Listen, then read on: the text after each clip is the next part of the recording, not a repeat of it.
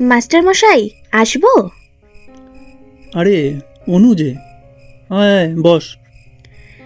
বলছি, একটা প্রশ্ন ছিল। তা বল না, কি প্রশ্ন? এই সতীদাহ প্রথাটা কি? হুম, ভালো প্রশ্ন করেছিস। বস, বলছি। আগেকার দিনে হিন্দুদের মধ্যে স্বামী মারা গেলে ওই স্বামীর জ্বলন্ত চিতায় তাদের স্ত্রীদের পুড়িয়ে মারা হতো। এটি সতীদাহ প্রথা, বুঝলি? জ্যান্ত? হ্যাঁ, জ্যান্ত। এত নিষ্ঠুর প্রথা সত্যিই ছিল? কেউ কোনো আপত্তি করতো না?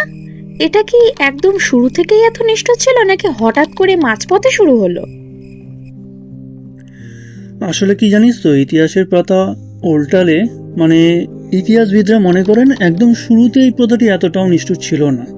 হুম, ইতিহাস আসলে কোনো সরল রেখা নয়। সতীদাহের গল্পটাও অনেকটা তেমনই।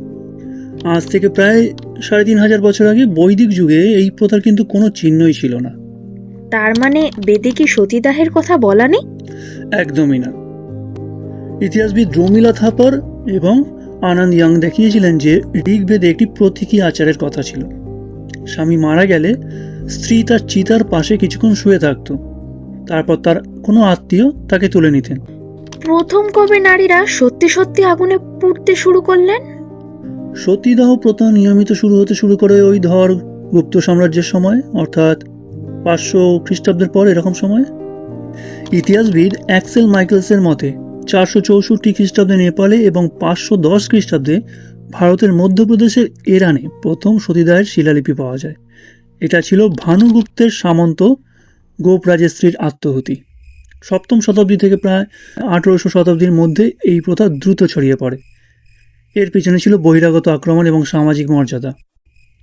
যুদ্ধের সময় সম্মান রক্ষার্থে রাজপুত নারীরা দলবদ্ধভাবে যে আত্মহুতি দিত তাকে বলা হতো জওহর। কি? জওহর, জওহর, পুরো জ ও হ বয়সনরা জওহর। আচ্ছা। ঐতিহাসিক ওল্ডেনবার্গ মনে করেন এই বীরত্বের ধারণা থেকেই পরবর্তীকালে সাধারণ নারীদের ওপর সতী হওয়ার চাপ তৈরি হয়। এর আগে গ্রিক পর্যটক অ্যারিস্টোবুলাস আলেকজান্ডারের ভারত অভিযানের সময় উত্তর পশ্চিমে এমন কিছু ঘটনার কথা শুনেছিলেন। ঐতিহাসিকরা মনে করতেন এটি মূলত ক্ষত্রিয় যোদ্ধা সমাজেই শুরু হয়েছিল। যখন কোনো রাজা বা যোদ্ধা যুদ্ধে মারা যেতেন, তার স্ত্রী আত্মসম্মান রক্ষার্থে এই জওহর বা সতী হতেন। সাধারণ মানুষের মধ্যে এসব চল তখন ছিল না, বুঝলি? কিন্তু মাস্টার মশাই, বাংলায় তো যোদ্ধাদের চেয়ে সাধারণ মানুষের মধ্যে এটা বেশি ছড়িয়েছিল কেন? তুই একদম ঠিক পয়েন্ট ধরেছিস। এইখানেই জিমুতবাহনের দায়ভাগ নামে এক আইনের ভূমিকা চলে আসে। জিমুত বাহন? ইনি কে ছিলেন মাস্টার মশাই? জিমুতবাহন ছিলেন একজন প্রাচীন ভারতীয় সংস্কৃত পণ্ডিত এবং মধ্যযুগীয় বাংলার অন্যতম স্মৃতিশাস্ত্রকার। বাংলা বলতে ওই সম্ভবত রাঢ় অঞ্চলের দিকের। কিন্তু এই দায়ভাগ আইনটা কি? দায়ভাগ হলো জিমুতবাহন রচিত একটি প্রাচীন হিন্দু আইনশাস্ত্র। এটি মূলত উত্তরাধিকার এবং সম্পত্তি বন্টন সংক্রান্ত নিয়মাবলীর সংকলন। ঐতিহাসিক এবং আইন প্রেক্ষাপটে এটি অত্যন্ত শক্তিশালী এবং মতবাদ, যা ব্রিটিশ ভারতেই প্রথম স্বীকৃতি পায়। বর্তমানে ভারতে 1956 সালে হিন্দু উত্তরাধিকার আইন অনুযায়ী এটি সংশোধিত হয়েছিল। দায়ভাগ আইনে নারীদের সম্পত্তির অধিকার দেওয়া হয়েছিল। এই আইন অনুযায়ী কোনো স্বামী নিঃসন্তান মারা গেলে তার স্ত্রী সম্পত্তির পূর্ণ অধিকার পেতেন। আর এটাই কাল হয়ে দাঁড়ালো। লোভী আত্মীয়রা ভাবলো বিধবা বেঁচে থাকলে সম্পত্তি হাতছাড়া হবে, কিন্তু তিনি সতী হলে সম্পত্তি তাদের দখলে আসবে। লতামণি ও জুলিয়া লেসলি প্রমাণ করেছেন যে এই আইনি অধিকারের কারণেই বাংলায় সতীদাহের হার সবচেয়ে বেশি ছিল। এটা ধর্মের চেয়েও বড় ছিল সম্পত্তির রাজনীতি। লতামণি এবং জুলিয়া লেসলি কে ছিলেন মাস্টার মশাই? এনারা ছিলেন ঐতিহাসিক।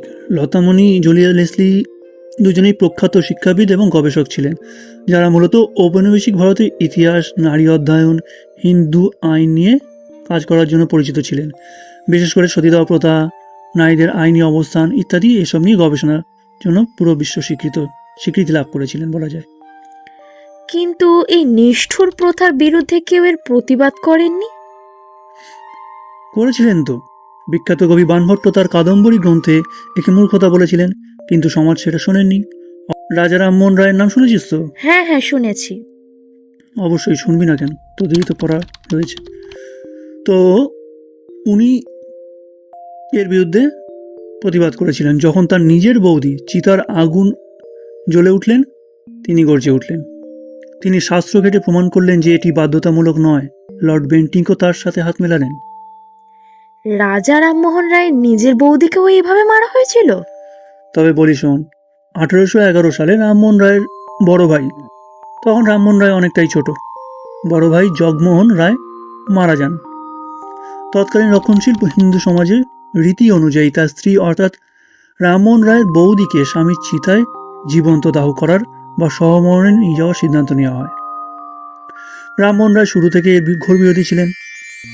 তিনি তার বৌদিকে অনেক বুঝিয়েছিলেন এবং শাস্ত্রীয় যুক্তি দিয়ে প্রমাণ করতে চেয়েছিলেন যে এটি বাধ্যতামূলক নয়। প্রথম দিকে বৌদি নিজেই সতী হওয়ার ইচ্ছা প্রকাশ করেছিলেন, কিন্তু যখন চিতার আগুনে জ্বলে ওঠে এবং আগুনের লেলিহান শিখা তার শরীর স্পর্শ করে, তখন যন্ত্রণায় তিনি সেই চিতা থেকে বেরিয়ে আসার চেষ্টা করেছিলেন। কিন্তু আর কি বলবো, উপস্থিত আত্মীয় স্বজন এবং পুরোহিতরা তাকে বাঁচতে দেয়নি। নিজের চোখের সামনে প্রিয় বৌদির এই নৃশংস মৃত্যু দেখে রামমোহন রায় একদম স্তব্ধ হয়ে গিয়েছিলেন। সেই চিতার আগুনের সামনেই দাঁড়িয়ে তিনি প্রতিজ্ঞা করেছিলেন যে ভারত থেকে এই পৈশাচিক প্রথা তিনি নির্মূল করেই ছাড়বেন। তার মানে সতীদাহ কেবল একটা কুপ্রথা ছিল না, এটি ছিল ক্ষমতার অপব্যবহার আর ভুল অনুবাদের এক চরম পরিণতি। ঠিক তাই। 1829 সালে 4 ডিসেম্বর যখন 17 নম্বর রেগুলেশন জারি হলো, তখন এক দীর্ঘ যন্ত্রণার অবসান হলো, অর্থাৎ এই প্রথার অবসান হলো।